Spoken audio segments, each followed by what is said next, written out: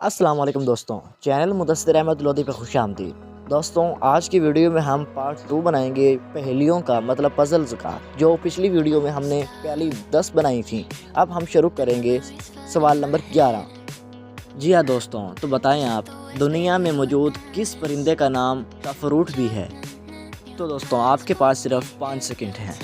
1, 2, 3, 4, 5। तो दोस्तों, इसका जवाब है कीवी।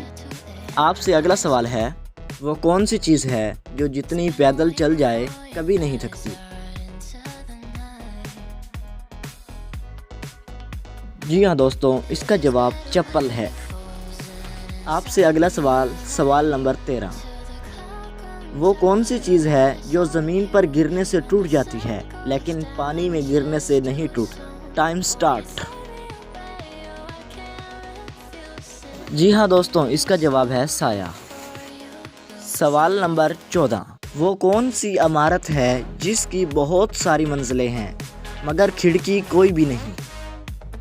तो जी हाँ दोस्तों, इसका जवाब है बांस। सवाल नंबर 15।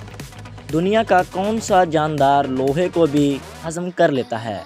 दोस्तों, इस पहेली का जवाब हम आप पे छोड़ते हैं। आप कल तक हमें कमेंट करके बताएं। इंशाल्लाह कल की वीडियो में हम आपको इसका जवाब भी बताएंगे और पहेलियों का तीसरा पार्ट भी शो करेंगे। इसके साथ दीजिए इजाज़त। अल्लाह हाफिज़।